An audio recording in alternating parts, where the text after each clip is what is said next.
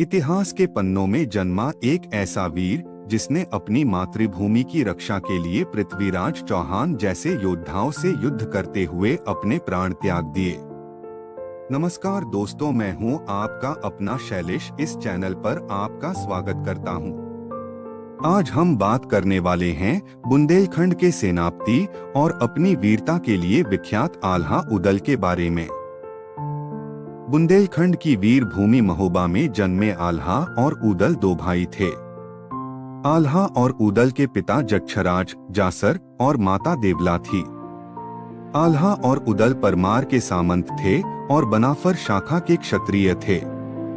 आल्हा और उदल नाम के वीर योद्धाओं की वीर गाथाओं का वर्णन आज भी उत्तर भारत के गांव-गांव में किया जाता है।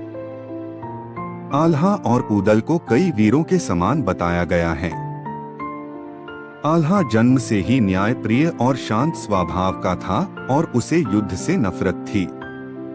एक क्षत्रिय परिवार में जन्म लेने के कारण आल्हा को युद्ध से नफरत होते हुए भी कभी-कभी युद्ध में जाना पड़ता था। आल्हा को शारदा देवी से अमरता का वरदान प्राप्त था। उसे तलवार से विश्व नष्ट करने की शक्ति मिली थी। वह अजर अमर था। आल्हा को यह नहीं मालूम था कि वह अमर था। अपने छोटे एवं प्रतापी भाई उदल के मारे जाने पर आल्हा ने कहा था कि अगर उसे ये बात पता होती कि वो अमर है तो उसके छोटे भाई उदल को कभी लड़ाइयाँ नहीं लड़नी पड़ती और ना ही वो कभी मरता। आल्हा का छोटा भाई उदल युद्ध प्रेमी था। बुंदेलखंड की जितनी भी लड़ाइयाँ प्रसिद्ध है उनमें उदल का नाम ज्यादा लिया जाता है। बुंदेलखंड की लगभग सभी लड़ाइयाँ उदल ने लड़ी। उदल ने देवराज इंद्र को एक बार धोखे से फंसाकर उनके रथ के 5 घोड़े हथिया लिए थे। उदल पराक्रमी होने के साथ साथ बहुत सुंदर भी था। उदल किसी भी काम को करने से पहले उस काम की शपथ लेता था और उससे पूरा करने के लिए जी जान एक कर देता था। उदल के पास उसकी तलवार ही उसका मुख्य अस्त्र था। राजा परमाल ने आल्हा से उसका घोड़ा मांग लिया जिसे आल्हा ने नहीं दिया, क्योंकि वह राजपूती धर्म के विरुद्ध था। इस पर राजा परमाल ने उसके पूरे को महल से बाहर निकाल दिया।